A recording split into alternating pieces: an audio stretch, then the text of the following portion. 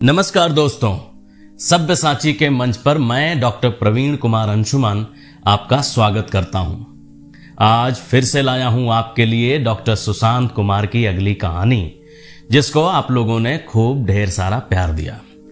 इस कहानी की पटकथा की रचना का आधार गांव की पृष्ठभूमि को बनाया गया है। गांव कितना प्यारा होता है, कितना न्यारा होता है, मगर सिक्के का दूसरा पहलू भी हर जगह उपस्थित होता है, जो ठीक इसके विपरीत तथ्यों को बयां करने में कभी भी गुरेज नहीं करता। गांव के लोग सामान्य तौर पर भोले होते हैं, जिनके लिए किसी भी चीज में विश्वास करना बहुत आसान होता है। इस भोलेपन में उनका विश्वास कब अविश्वास की, अंधविश्वास की सूली पर चढ़ जाता है, उन्हें पता ही नहीं लगता। एक ऐसी ही विभत्स स्थिति को बयां करती है आज की कहानी। तो चलिए चलते हैं डॉक्टर कुमार के साथ उनकी अगली कहानी के अगले सफर पर, जिसका शीर्षक है डायन। आज डकरामा गांव में कुछ गिने चुने मूर्खों को छोड़कर पूरा गांव खुश है।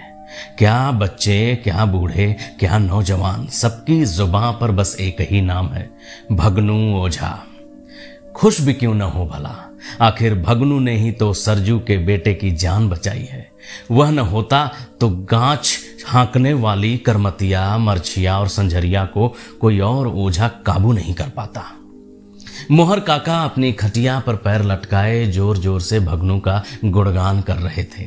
गांव की महिलाएं उनके आगे जमीन पर बैठकर बड़े चाव से उनकी बातें सुन रही थी और बीच बीच में करमतिया, मरछिया और संझरिया को गालियां दिए जा रही थी। मोहर काका उत्साहित होकर बोले जा रहे थे, जैसे कि भगनू बड़ा गुणी है, काली कमखेया से सीख कर आया है, वहीं से उसके देह पर जिन आई है। अरे एक बार तो आसामे में हम लोगों के बिठाकर जिन से बढ़िया बढ़िया मिठाई मंगवा दिया। हम लोग भी खूब खाए, लेकिन मजाल है कि भगनू उसमें से एक भी कतरा अपनी जीभ पर रखे। कहता है जे दिन वो मिठाई में से खा लिया, वही दिन वो जिन ओकरा देह पर से भाग जाएगा। ऐसे नहीं निछत्तर काला नागिनों के काट लेने पर ठीक कर देता है। तपस्या किया है, तपस्या। मोहर काका की बात को बीच में ही काटते हुए अगनू कहता है, काका वो बात याद है आपको, जब भगनू हथौड़ी बाजार में भोज खाने गया था तो अकेले ही सारा खाना खा गया। बेचारा जगी हाथ जोड़कर उसके सामने खड़ा हो गया, महाराज इज्जत बचा ली, इज्जत। तब जाके मर्दे ने कहा कि जाइए अपने आम के गछवानी में दाल भात, आलू दम, पापड़, तिलौरी सब वैसे ही रखा है। सब लोग भागे भागे आम के गछवानी में गए, जाकर देखा सब खाना वैसे का वैसा ही पड़ा है जैसे अमार में रखा था। ठीक कह रहा है अगनू, मोहर काका झेप कर बोले।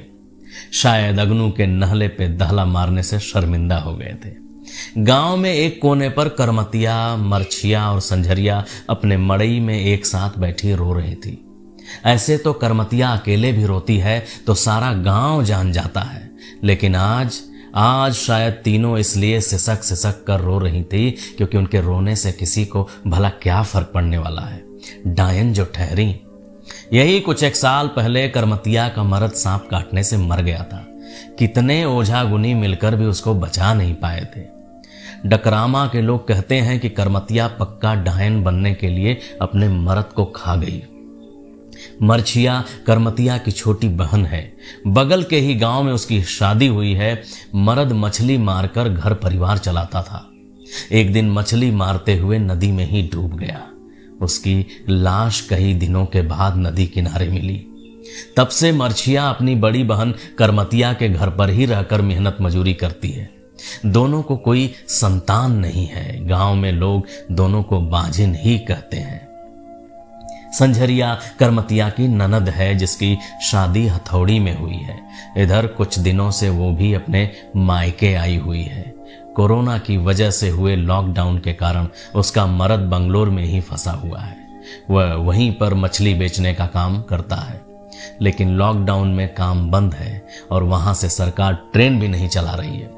बेचारे के पास जो कुछ भी जमा पूंजी थी सब खत्म होने की कगार पर आ गई है। इसलिए वहीं से फोन करके संझरिया को मायके जाने के लिए बोल दिया है। संझरिया को अभी भी कोई बच्चा नहीं है। एक घर में सिर्फ 3 औरतें ही रह रही हैं। परिवार में एक भी सदस्य पुरुष नहीं है।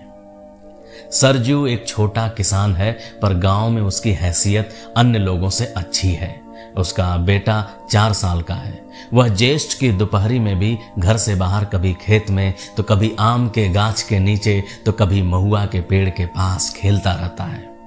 उसके हाथ पैर सूखे हुए हैं और पेट निकला हुआ है। उसी के टोले में करमतिया का भी घर है। एक दिन सरजू का बेटा बीमार पड़ गया। उसका शरीर आग की तरह तपने लगा। उसकी आंखें बिजली की तरह चमकने लगी। सरजू भागे भागे रमेश बाबू को बुला लाया। रमेश बाबू ने 1-2 सुई लगाने के बाद कुछ दवाइयां लिखी और उन्हें जल्दी से लाने के लिए सरजू को तुरंत बाजार भेज दिया। टोले की महिलाएं भी धीरे धीरे आने लगी। बुढ़िया काकी सरजू की बीबी से बोली, कौनो नजरो ओजरो लगा देले हुई लइका के, तनका भगनू हो जाके भी देखा लावा। वहां खड़ी महिलाएं एक स्वर में बोली, ठीक है तो कह रही है बुढ़िया काकी, आजकल गांव में डाइनों का कमी बका, केहू जाके भगनू के बोला लावा। रमेश बाबू चुपचाप एक बोतल पानी चढ़ाने में मशगूल रहे और धीरे से उसको टांग दिया। सिर पर पट्टी खुद कर रहे थे। तब तक सरजू बाजार से दवा लेकर लौट आया था और रमेश बाबू को देखते हुए बेटे का पट्टी बदलने लगा। तब तक कोई भगनू को बुलाकर ला चुका था। भगनू आते से ही बच्चे का हाथ पकड़कर आंख बंद करके कुछ बुदबुदाया। थोड़ी देर बाद आंख खोलते ही कहा, कोई बीमारी नहीं है इसको, ये तो करामात है। इतना सुनते ही बुढ़िया काकी बोली, हम पहले से ही कहत बानी, उत लइका के आंख चमकाले से हम पकड़ लेनी। रमेश बाबू सब चुपचाप देख रहे थे। पानी का बोतल खत्म होते ही सरजू को दवाई समझाकर चल दिए। शायद इतने दिनों से गांव में दवा सुई करते हुए यह बात उनके समझ में आ गई थी कि इन लोगों को समझाया नहीं जा सकता। भगनू ने लाल कपड़े का घेरा बनाया और उस घेरे में बच्चे को सुला दिया। फिर लाल रंग की एक लंबी छड़ी को उसके सामने रख दिया। गोईठा का आग सुलगा कर बुढ़िया काकी लाई। अड़हुल का फूल सरजू तोड़ कर लाया। चारों ओर से लोग खड़े हो गए।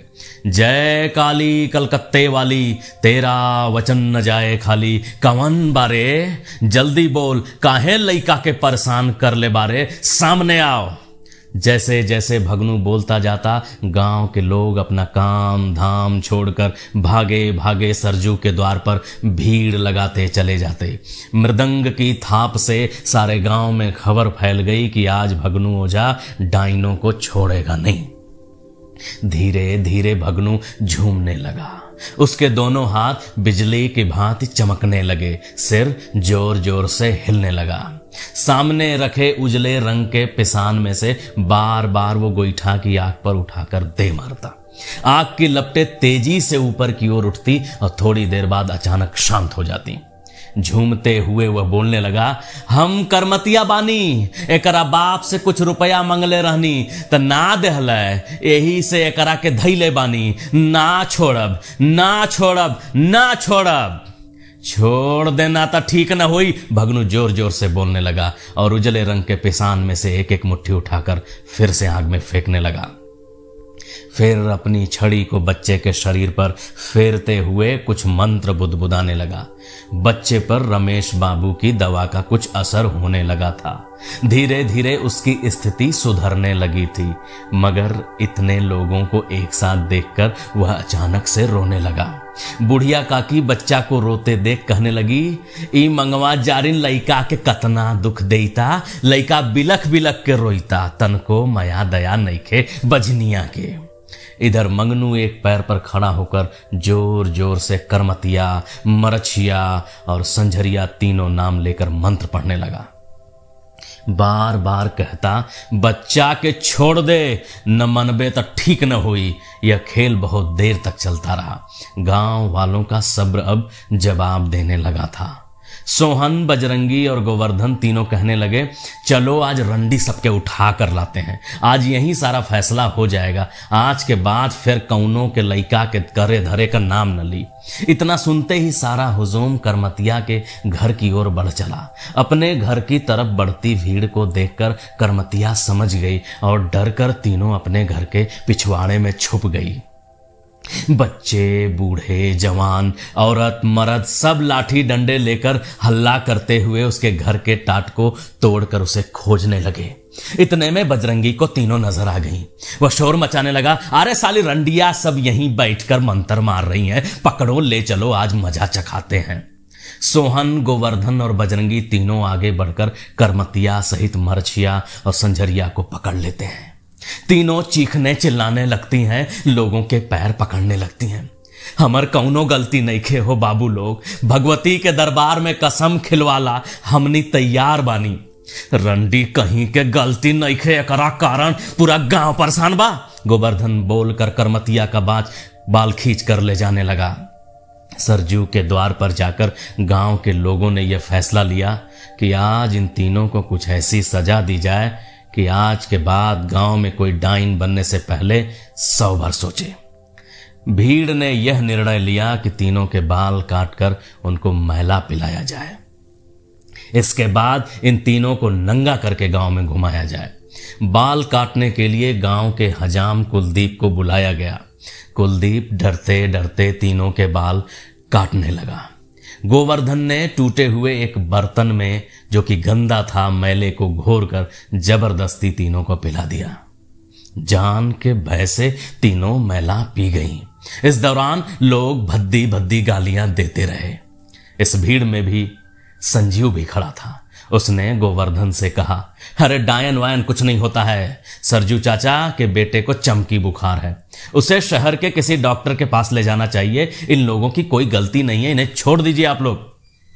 लेकिन उल्टे सोहन और बजरंगी उसे डांट कर भगा दिए। बड़ा आए हैं वैज्ञानिक बनने, शहर जाकर 2 अक्षर का पढ़ लिए, लगे हम ही लोगों को ज्ञान सिखाने। अब तीनों को नंगा करने के लिए बजरंगी आगे बढ़ा। करमतिया पैर पकड़कर रोने लगी, छोड़ देने का मनुहार करने लगी, लेकिन बजरंगी उसने उसकी एक न सुनी। एक एक कर तीनों को नंगा कर गांव में घुमाने के लिए पूरा गांव निकल पड़ा। आगे आगे आंसू बहाती, नजरें झुकाई तीनों चल रही थी और पीछे पीछे गांव को डायनों से बचाने वाली भीड़। सड़क के किनारे खड़े लोग तालियां बजा रहे थे, गालियां दे रहे थे। संजीव सोशल मीडिया पर डालकर वायरल कराने के लिए और पुलिस से शिकायत करने के लिए अपने घर की छत से वीडियो बना रहा था। धन्यवाद।